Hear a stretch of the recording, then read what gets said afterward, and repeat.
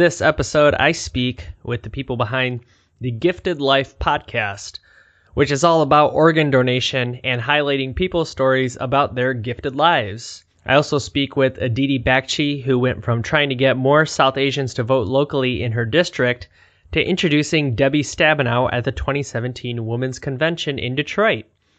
All that in this episode of Healthy Schmelthy. Yeah! Healthy Schmelthy. Yeah! Healthy Schmelthy. Yeah!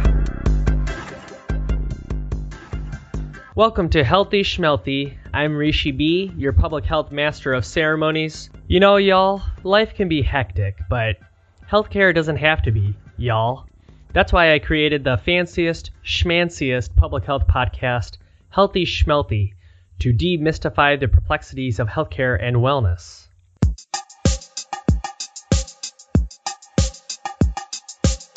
Did you know that there's more to donating organs than just getting a little heart sticker on your driver's license? I know, right? I found that out after running into the Gifted Life podcast hosted by the Louisiana Organ Procurement Agency, aka LOPA. Healthy Schmelthy and the Gifted Life did a double recording so they could fill me in on everything about organ donation I didn't know. For example, like the work behind ensuring blood matches, measuring recipient bodies to make sure what size organ they need, and much, much more. So that's coming up later. Also, in just a bit, I share my chat with Dr. Aditi Bakshi from Northville, Michigan. Also, in just a bit, I share my chat with Dr. Aditi Bakshi from Northville, Michigan, who, like many of us, was always vaguely interested in politics when it directly concerned her or her family.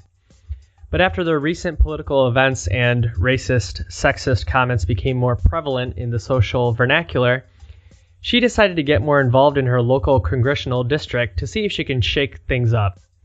So some months later, after she starts, she's helping organize the 2017 Women's Convention in Detroit, an event meant to help bring some fresh faces, and in particular more female faces, to the government. So that's coming up, but a quick note that all Healthy Schmelthy episodes are on rishibee.com. That's RISHIBEE.com, and YouTube and the podcaster.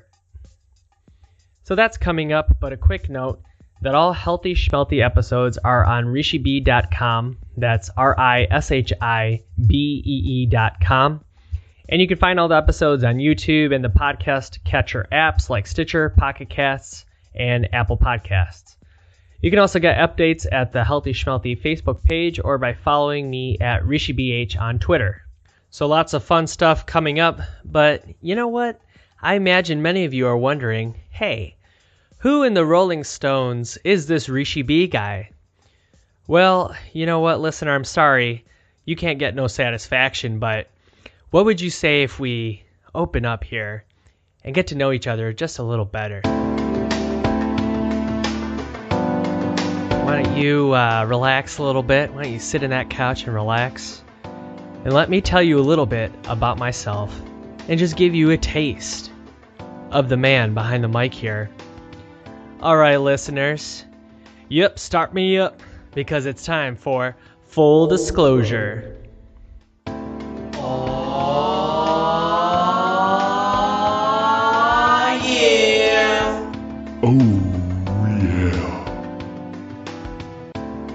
Hey baby, would you like it if I reveal myself and disclose a little bit about myself? Oh yeah. Yeah? Can you dig it? I got a master's of public health. Cool. Uber hot. Does it turn you on if I tell you that I've worked a number of years in the healthcare industry and continue to do so? Oh yeah. Yeah.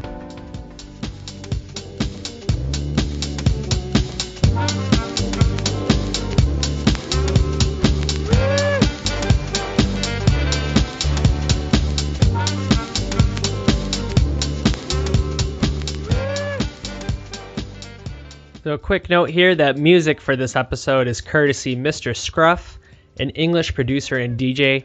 You can find his music on all the music streaming services and YouTube, and track his live sets from his Facebook page, Twitter, and website. That's www.mrscruff.com.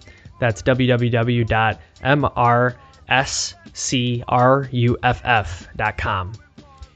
Okay, so we'll talk organs and the gift of life in a bit, but first up, here's my chat with Aditi Bakshi, dentist by day and political activist by night. She got involved with her local district's congressional elections, and that eventually led to her introducing Michigan's Senator Debbie Stabenow at the 2017 Women's Convention, which took place right here, right around my hometown in Detroit. So without further ado, here's Aditi Bakshi.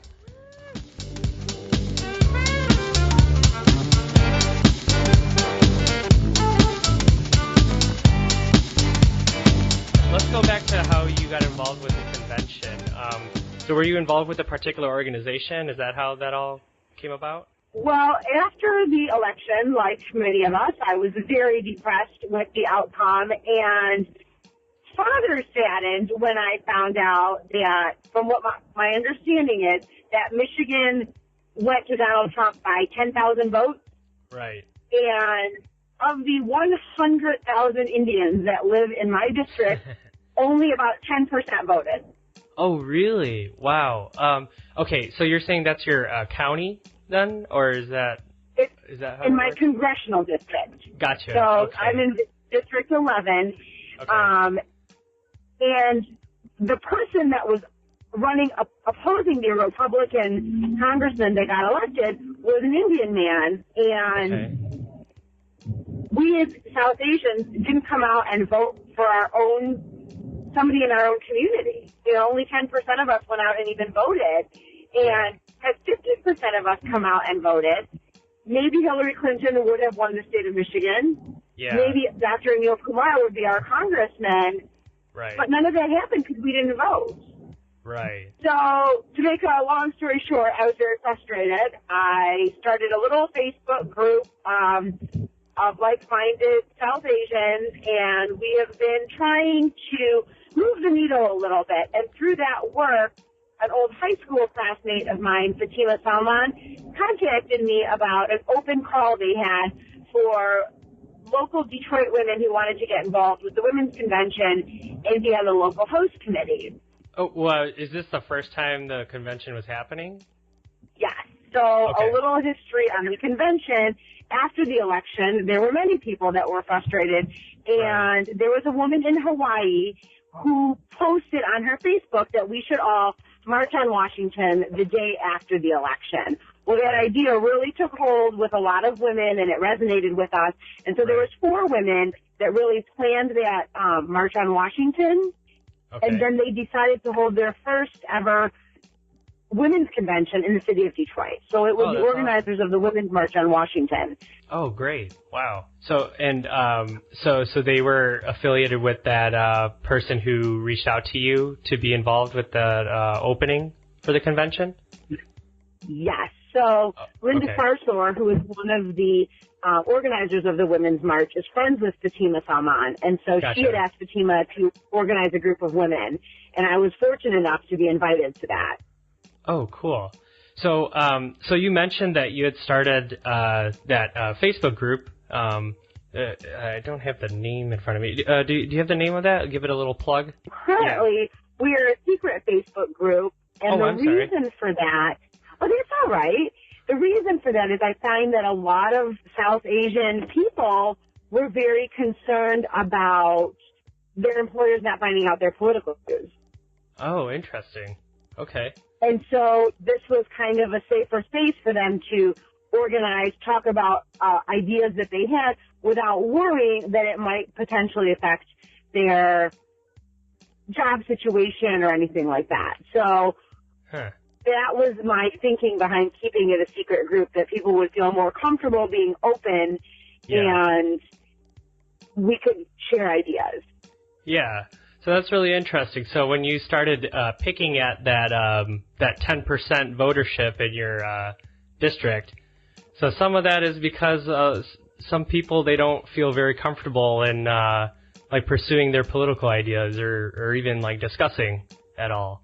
That's really interesting. I think so. And I think a lot of it, too, is that I found a lot of the people that I've spoken to in the last 10 months are very interested in maybe the politics of their home country or don't necessarily see how the politics of this country affects them. And it's sad because it does. It's not just about keeping your taxes low.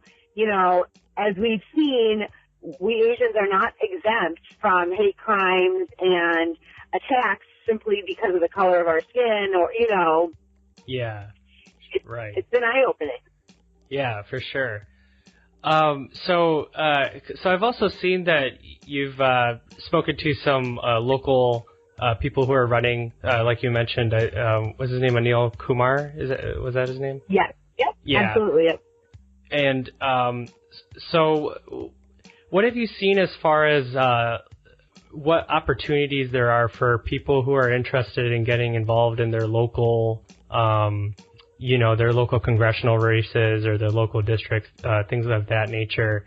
Are there organizations out there that support that? Are there certain things that kind of hold true for any congressional district? Well, absolutely. As I've been finding out, there's many resources. One of the ones that I've heard is really great. I mean, it's for women. It's called Emerge, and they have locations all over the U.S., and they help to train women who would like to run for office. So there are others as well. But yeah, I found that in the last 10 or 11 months, we've seen many more women who have not been active previously because we felt like we couldn't do it start to become active. Another great option is Emily's List. Okay. Emily's List reports that in the last year, over 20,000 women have decided to run for office that weren't running before. Huh. So wow, that's great. There's a big push for new voices in our government coming from places where we didn't think that people were as engaged,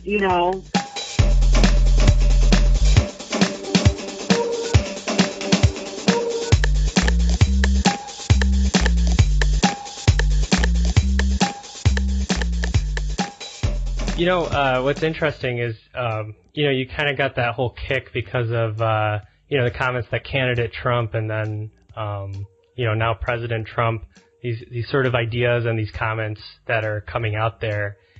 I wonder if you have any opinion on, do you think there's too much focus on presidential races and not enough on the local races that happen? Oh, absolutely. Local races matter. You look at what is going on in our district, what's going on in our state. Big things are happening, and a lot of times it doesn't get attention. There is a massive water crisis in the city of Detroit, and there is no focus on that. There are women that can't find 8 ounces of clean water to make their baby formula. And so if we're not invested in our local community and local politics, how are we going to make a push on a national level? So I definitely think local elections matter. Our voices are important. There's a Novi City election coming up next Tuesday, November 7th. And it's important to get some progressive voices for us because obviously the same old has not been working out so well for women of color in particular, minorities of all kinds, immigrants. I feel like the attack is on all fronts. So it's kind of all hands on deck. Yeah, just getting new blood. I'm absolutely at 100% agreeing with that. So let's cut to the women's convention. So you get reached out to. Was it all a whirlwind after that, or what was that like?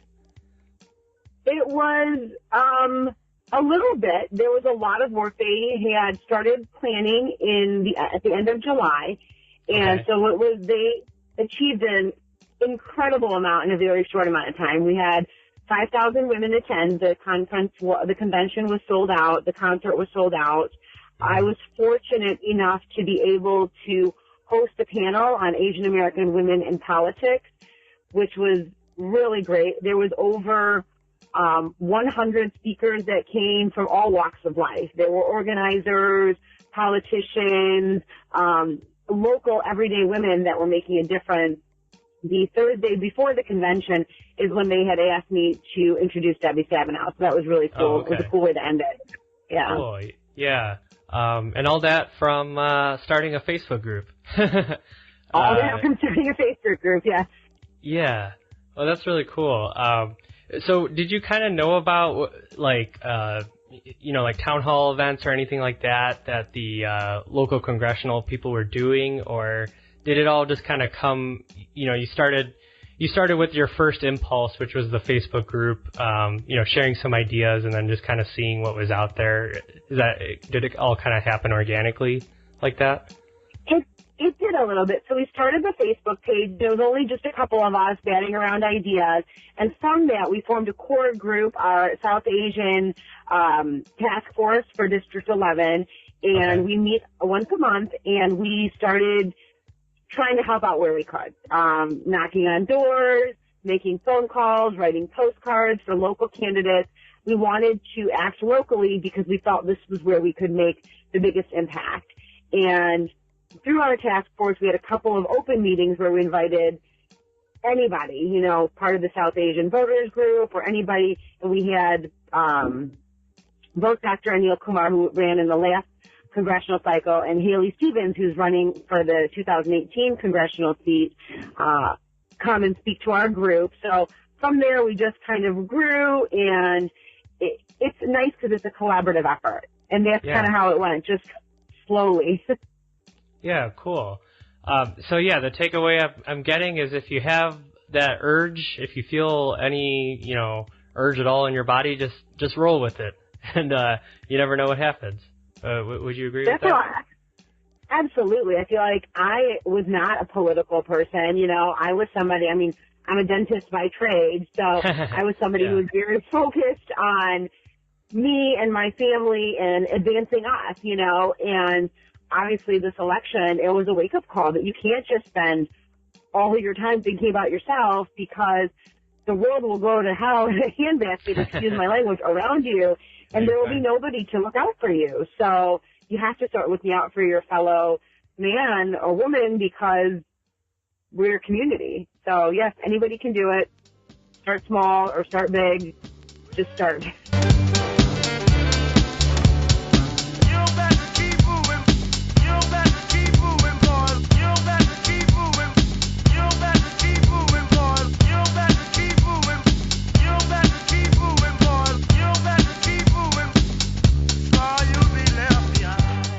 Thank you very much, Dee Dee, for joining the podcast. And for any listeners interested in the organizations mentioned during our chat, I have links to Emerge America, Emily's List, and the 2017 Women's Convention in the show notes for this episode. That's at rishib.com. I also have a link to Mint Dentistry. That's Aditi's dental practice, and that's in Northville, Michigan. So if anyone's around that area, make sure you go check her out. You got an organ going there. No wonder the sound has so much body.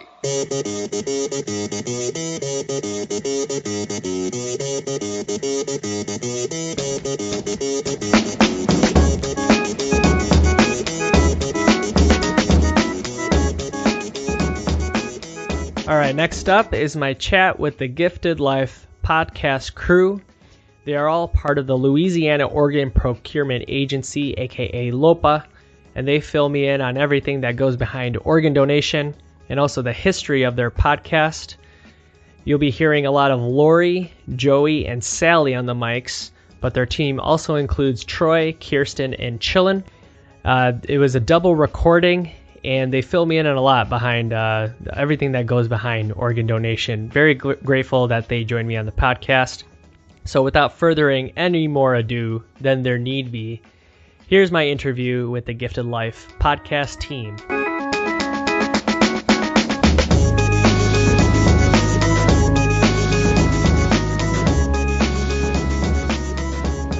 My name is Joey Boudreau. I'm the Chief Clinical Officer for LOPA, and I help in the organ department side, kind of oversee the organ recoveries in Louisiana.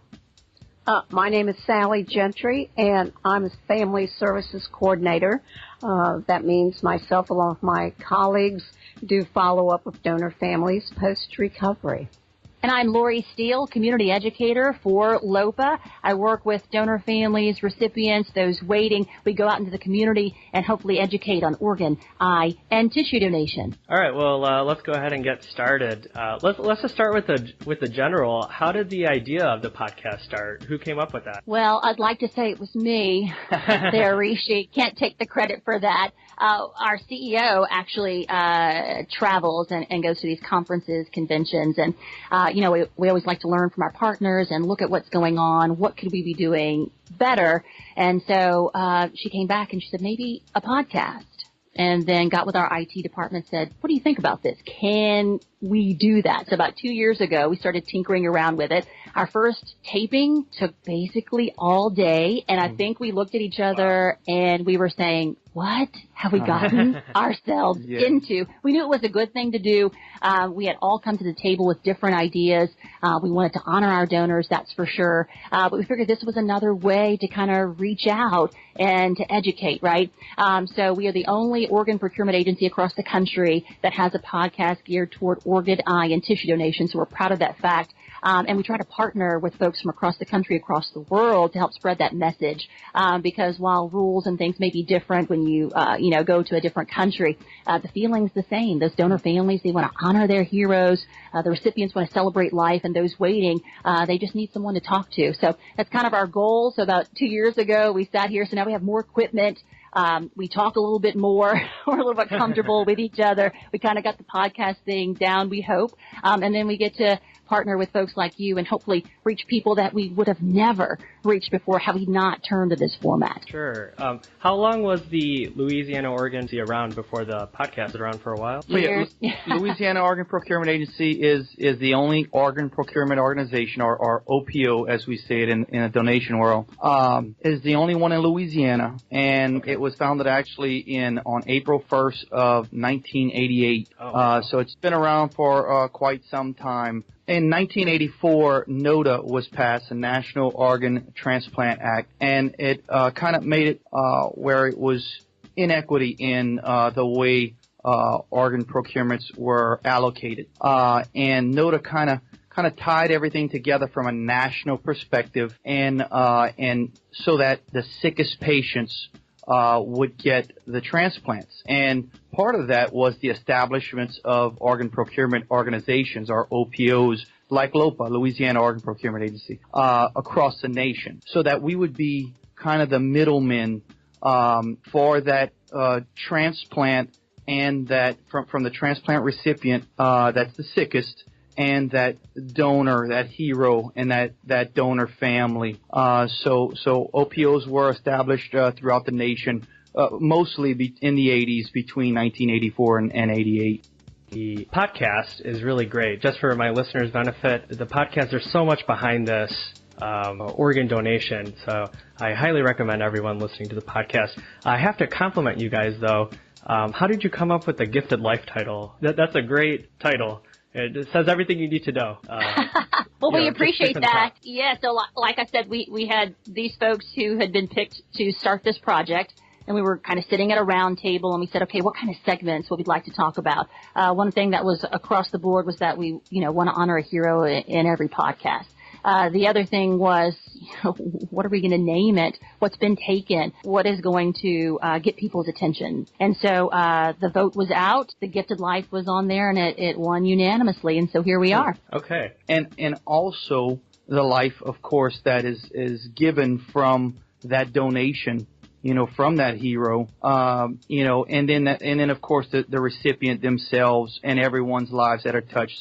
So that part, the Gifted Life takes on so many different meanings, for us. Sure. Okay. So let's dig into that a little bit further, and let's go back to what you were saying. So pre-NOTA, was everything a little sporadic? Sounds like after NOTA, if someone wanted to donate their organs, there's a little bit more structure around that. Do I kind of have that sense right? Yes. So pre-NOTA, each transplant center was their own organ procurement organization. So because of that, if they had a contract with a hospital and someone was a donor there, that donor would only be able to save lives for that particular transplant center. So clearly there's an inequity there. So NODA established a fairness and a system called OPTN, Organ Procurement Transplant Network. Basically laid the groundwork for everything that's happened since, and pretty much all the rules and regulations that we're governed by come from OPTN and originated from NODA. So was the organ donor registry, has that been around pre-NODA as well, or was that part of the act as well? So the registry actually here in Louisiana, it's different in different states. The time frames. Ours was initiated sometime in the early 90s. Yeah, so we're about 20 years old, and it's 2.5 million people strong today. Yeah. So that's a lot of work in 20 years. Yeah. Right. Sure. Out of a population of 4.5 million, so that's a very significant portion. Sure. And is that the same thing as having the organ donor mark on your driver's license? That's all I know about organ donor is I have that little mark on my driver's license, and some other people do too. Right. So here in Louisiana and in a lot of other states, we partner with the offices of motor vehicles. We just came off of an OMV Appreciation Week. And so we go in and we train these workers that you have to see when you go to change your address or when you go to get a license. And so one of the questions that they're going to ask you is, do you want to be an organ donor? And so our goal is to reach you before you get to that point. And our goal is to help you make an educated decision about donation. So here in Louisiana, if you say yes, you get that heart, that little red heart. In other states, right, it may be a different marking. So here in Louisiana, it's a little red heart, and that little red heart signifies that if you can, you would be an organ, eye, and tissue donor. Okay, so just those organs then, the eye, tissue, and heart? So organ, eye, and tissue donation is what we do. So when it comes to organs, yeah, we recover the heart, lungs, liver, kidneys, pancreas, small intestine. So that's 6 organs recovered, but one person has the power to save up to 9 lives, and that's because we have 2 lungs, we have 2 kidneys, and that liver can be split, and that smaller portion can go to a smaller adult or a child. When it comes to tissue, one person can give sight to 2, and we recover, corneas, skin, tendons, ligaments, you name it. And so one person has the power to impact lots of lives through organ, eye, and tissue donation. Wow. The human body never fails to amaze me. Right? Mm-hmm. Yeah, that's amazing.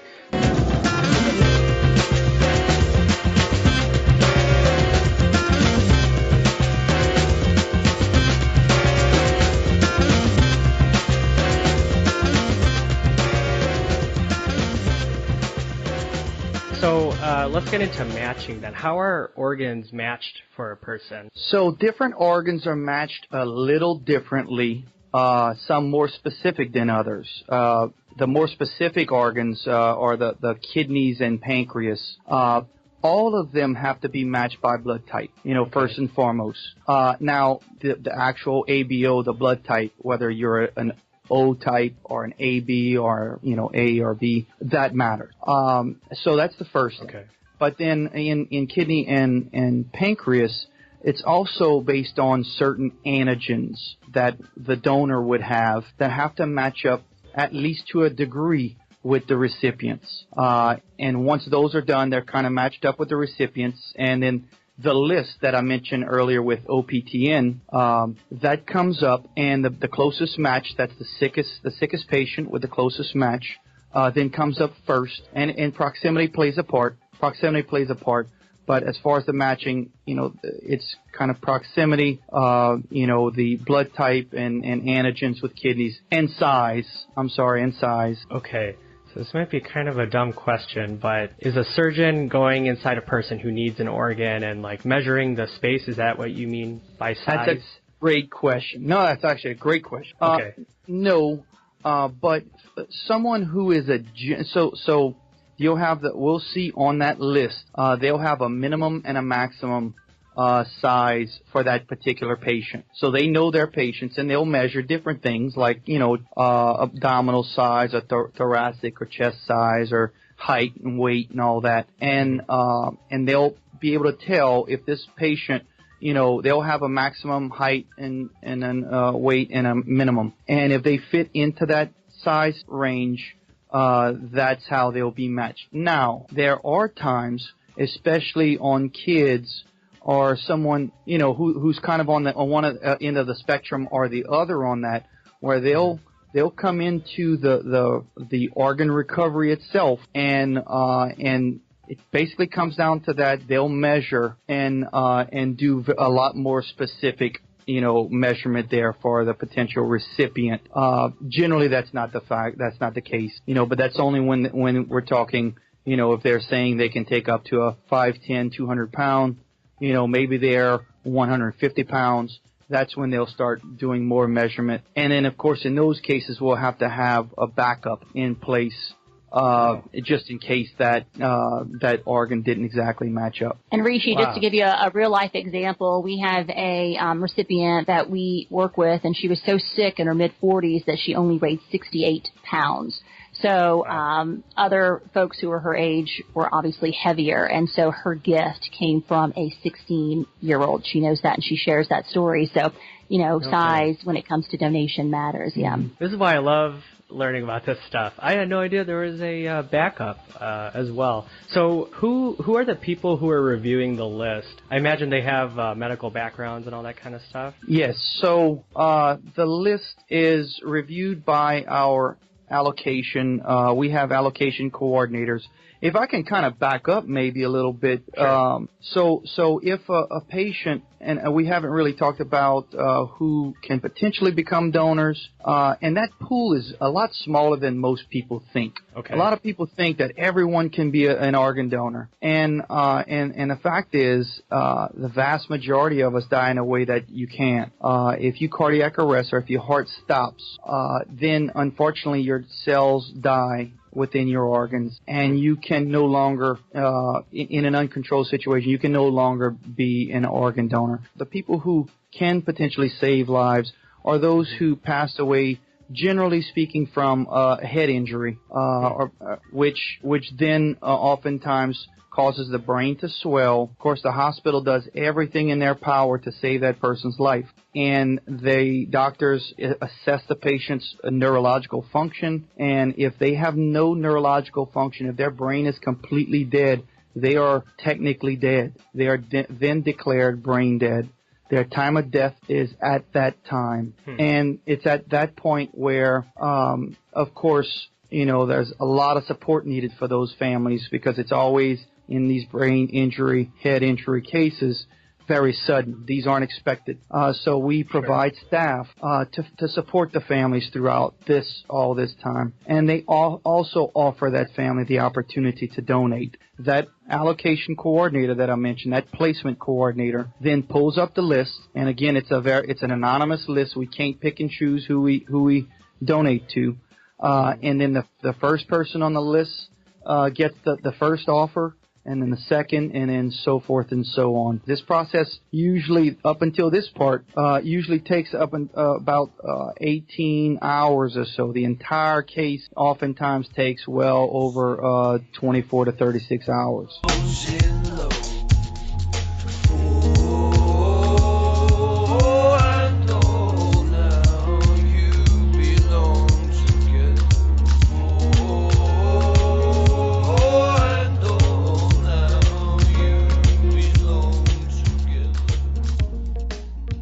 Kind of like a length of time that the organs remain valid or usable, rather? Right. So we generally can maintain, if for suitable organs for transplant, we can maintain for a day or two usually. In extreme situations, we can sometimes go for a little bit longer, but it's difficult, especially when you talk about lungs. They're exposed, even though they're on a ventilator. Every forced ventilation has the potential for pneumonia and infections to set in and things like that. So the sooner generally the better is the case, because there is no organ bank. There is no storage. Each organ has a very finite time frame where they can be on ice. For hearts and lungs, it's only 4 hours. Wow. So, and then for liver, it's about 12. Kidneys, 24-ish. So you have to have a home in place for that potential donor because of that. We don't have that unlimited time. So, and then we have to have a backup in place each and every time, just in case one of those falls through. Okay. I don't know where I got this idea from, but I kind of thought that there's a freezer with, all these things, all the organs waiting. So now this timing aspect, I didn't even consider this. And you're saying, it's only a few hours, max 12 hours, I think you mentioned, for a liver. So in the case of a backup, so if the backup isn't used, then that organ probably there's only a couple of hours, right, when that backup organ, the main organ was used, so now the backup now becomes the main organ. It's probably only a couple hours, right, where that organ is usable? There's a primary recipient, that's potential, that's the sickest, best match. And then the second sickest or best match would be the backup recipient. Gotcha. So because that time, like I mentioned, that time frame is so tight, obviously, and I'm talking 12 hours from blood flow to blood flow. Wow. So that includes part of the rest of the recovery. That includes the packaging process and the transportation. So that's a whole lot of logistics that take place for that small of a time frame. So we have to be working on our side, and the each of those transplant centers, the primary recipients transplant center and the backup, has to also be working simultaneously. There's a whole lot of people doing a whole lot of work for this one miracle to take place. Right. And taking even a further step back, I'm really glad NODA was passed. They're detailing all this, and you're talking about all these factors and aspects I didn't even consider. Blood type is one thing and all that kind of stuff, but then timing and having a primary and backup recipient, and then making sure the organs are usable as well. There's a lot. Right. And that's one of the reasons we focus on education here in Louisiana. So we partner, with you. We partner with churches. We talk to one person. We talk to an auditorium full of folks so that we can explain the process so that they can make that decision, and hopefully it's an educated decision, and we hope that they say yes and get that heart on their license. Majority of folks do it at the OMVs. That's where everybody travels through. So we want everybody to be trained because, as you heard from Joey, that's a lot to take in. I know just listening on the podcast, but that's a lot for a family who expected to go home with their family, have dinner, do activities, and then they have this traumatic event, and now they have to learn about brain death and organ donation. And if they haven't discussed it as a family, that's a tough topic. So we have really special folks who work with those families and who are good at what they do. And if I can expand on you mentioned, she talked about the heart on the license and the OMV, and that is that supersedes. You're right, and I don't know if we mentioned it earlier, but you're right. If you put it on your license or you designate yourself as a donor, your right to what happens to you supersedes anyone else's rights of what happens to you. So like that's a legal document. It is a legal document, first person. So that's why having a heart on your license is so important, because it designates that that's what you wanted to do as your lasting gift, when you pass, and no one else has the right to take that away from you. And that's why we encourage family conversations. Like, if you make that decision, yes or no, we're hoping for a yes. If you say yes, then we need you to tell your family, because if it is your time and you can give that gift, we will have to talk to your family. Have you been out of the country? We need to know certain things so that we can run certain tests so that we can recover the most precious gift possible. So we encourage those conversations. We want people to talk about it. We want them to know the facts and have those conversations, and not based on myths, Rishi, that maybe you have heard. And one of the things that's very helpful is when somebody has had that discussion, that when we follow up with them, we call all donor families post-recovery. So when we're following up with them just to check in, let them know how much we appreciate the gifts, that they'll say, you know what, I am so glad that I spoke to my son or daughter or whoever it may have been, and they said this is what they wanted. It was on their driver's license. It gave us hope that they could help others, and so it makes their decision at a very tragic time easier for them to say this is the right thing to do. And I think that's what makes it more important is that we've all talked about it, but once we actually do it, then those folks can walk away with some solace that this is what their loved one wanted. And Rishi, we have, I work with our volunteers out in the community, so it's donor family members, recipients, those waiting, and we go out to these venues and we tell our stories. And so it's as simple as a 10-second conversation. We have a great donor mom who works to honor her son, and she said, we had this one conversation because we were watching Grey's Anatomy and they talked about donation.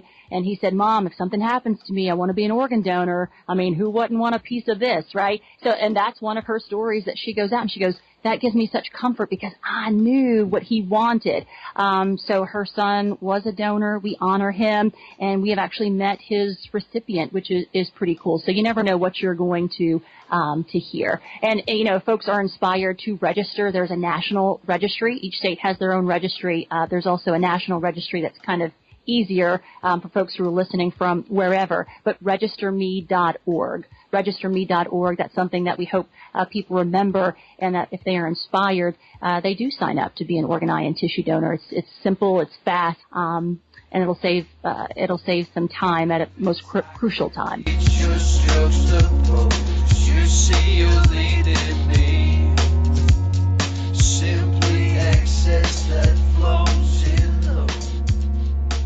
All right, hope everyone's enjoying the episode. A quick reminder, all Healthy Schmelthy episodes are on YouTube and can be downloaded from my website, rishibee.com. That's RISHIBEE.com. Also at rishibee.com, you'll find links to articles on topics discussed throughout this episode. Those are all under the show notes of each episode. If you have any comments or episode idea suggestions, feel free to write in the rishibee@gmail.com and Twitter at rishibeh and the Healthy Schmelthy Facebook page. Thank you for subscribing on iTunes and leaving me a review. That helps get the word out for this here little podcast. And make sure you follow Healthy Schmelthy on one of the podcast catcher apps like Pocket Cast, Stitcher, or the Apple Podcasts app. All right, enough of that. I'll stop interrupting now. Let's get back to the gifted life.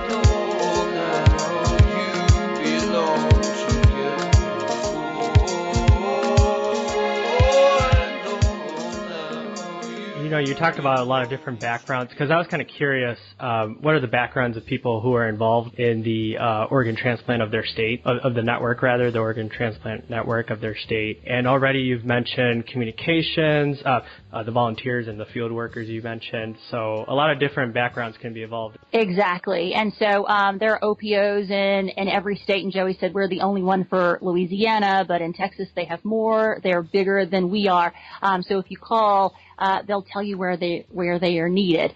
We like for folks to tell stories because we can throw facts at you all day. We can tell you how many people are waiting. We can tell you how many people in the state, what most people need. But what we hear the most is that I remember that mom, and I remember that passion, and I remember her baby. And so when I went to get my license, I said yes because I remember that story. So we build upon that. And we hope that we inspire folks to think about it, to talk about it. We know it's not easy. Nobody wants to talk or think about death or dying, especially when it's your baby. But through death will happen with or without us. You can leave a legacy through donation. Sure. You know what would be a great place for stories is, now this might be a crazy idea, but what if someone who represented an organ network of their state started a podcast about organ donation? Oh my God. I would like to meet them and shake their hands and give them a gold star. Well, you know, you got to change with the times and technology, and you heard Joey talking about over the years, and our registry is 20 years old. So, you know, you got to try what's new at the time, what's going to get people's attention. So right now we're kind of turning towards social media and targeting those zip codes where maybe not as many people are signing up as we'd like. We're also watching the culture changes that are going on, the discussions that are happening in those churches and those Kiwanis clubs, Rotary clubs, what are they wanting to hear? What don't they know that we could help them? What stories can we use to inspire them? So you may have seen little JJ Robertson. He's a Saints super fan, LSU super fan. He needed a liver. He received one earlier this year, but he received an ESPY. He's got a WWE championship belt. But he's a little kid with a huge personality, and he's out there on the front lines helping us spread organ, eye, and tissue donation awareness. So it takes one person to make a difference.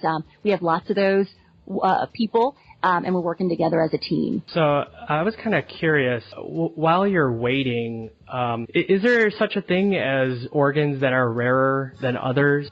Is there one of those? I think you mentioned there's 9 organs. Right. If you need one, it might be a little bit more difficult, or it might be a longer wait on the list potentially. All right, so there's six organs, but 9 individual organs, because the lungs are 2 kidneys, there are 2 kidneys, and liver can be split, so 9 lives can be saved. So, but the longest on the waiting list right now has been kidneys, even though the opportunity is the greatest. In other words, there's more kidney donations than any other organ, but the waiting list for kidneys, I believe right now is like 80,000+ of the waiting list. And the waiting list is 116,000 right now altogether. Now, the good thing about the kidneys is you've got dialysis, so they can be dialyzed for some time. Now, the bad thing about it is every year on dialysis takes a significant toll on you and shortens your lifespan.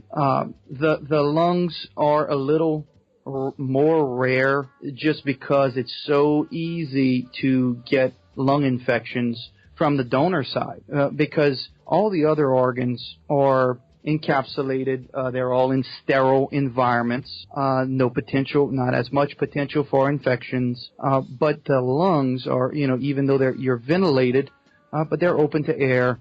And of course, in an ICU setting, tons of infections there. So it's easier to transmit pneumonias and things like that. And Rishi, I have a neat story when it comes to kidney donation. I think it is. I have so much to tell you, Rishi. Hey, stay tuned. Please tell me. Yeah. So we have some volunteers who work with us, and she needed a kidney. Katrina came. They had to move from New Orleans here. I'm sure you remember that in the headlines. Right. But the waiting list for kidney was so long, she was so sick. So they had to do living donation. Her family was tested. Nobody was a match. And so one of her friends, and they were in the ministry together, said, I'm going to go and get tested. And she said, I don't know you that well, right? And so, but he said, I need to do this. So he went. He was a perfect match.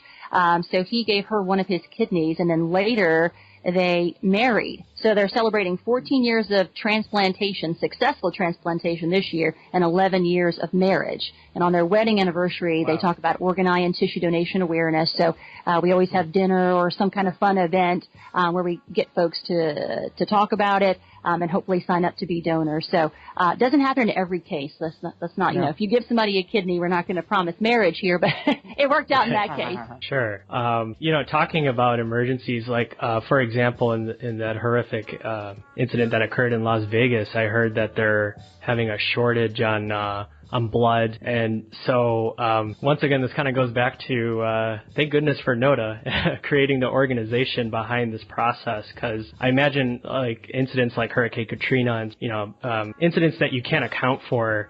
That must really put a shock to the system. All of a sudden, there's this big increase in people who need life-saving organs. Right, and of course, cause a significant shock into the logistics of everything. Right. So I was, in fact, on site on a case during Katrina as it was about to make landfall, and I can tell you firsthand, the complete communications failed and everything else fails, but we were able to lean on the OPTN, on UNOS, who actually is and I mentioned OPTN, but UNOS is United Network of Organ Sharing. They're the contractor. They're the keeper of OPTN. They're the national keeper. So we punted to UNOS, and they were able to still make life happen, as we say, and we were able to still transplant multiple different people and help that family and that donor still be a hero, even in times of tragedy.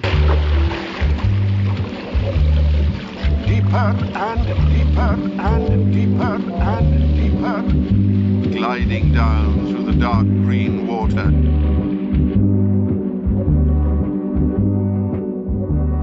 He could breathe underwater. Who's reviewing the list and, saying that this person is more needy than the other, or, most needed right now? Is there like metrics and that kind of thing that goes into that?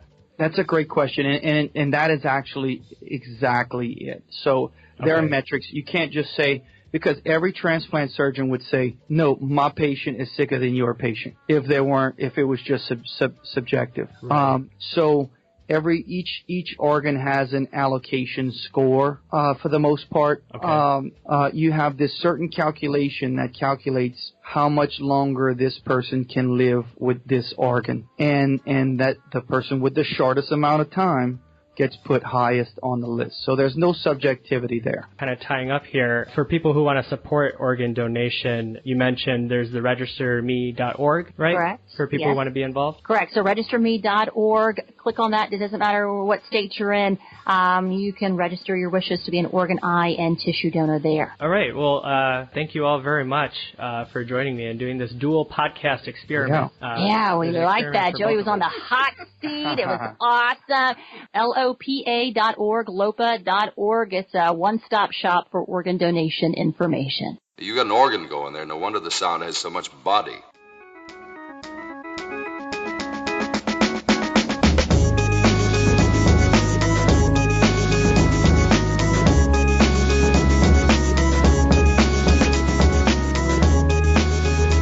That was my chat with the Gifted Life podcast crew of LOPA, Louisiana Organ Procurement Agency, and many, many, many, many, many, many thanks to Lori, Joey, Sally, Troy, Kirsten, and Chillin for their time. All right, thanks everyone for listening, and many, many thanks to Mr. Scruff for the sweet jams, and of course, many thanks to the Gifted Life and Aditi Bakchi for coming in here and chatting up with me. Hey listener, if you dug the music, by the way, Mr. Scruff, make sure you go look him up at his Facebook page or on his website. That's www.mrscruff.com, MRSCRUFF.com. And just for the fun of it, I also played Organ Donor by DJ Shadow twice in this episode, so a little shout out to DJ Shadow. Thank you listener for your listening. All right, that's a wrap. Healthy Schmelthy.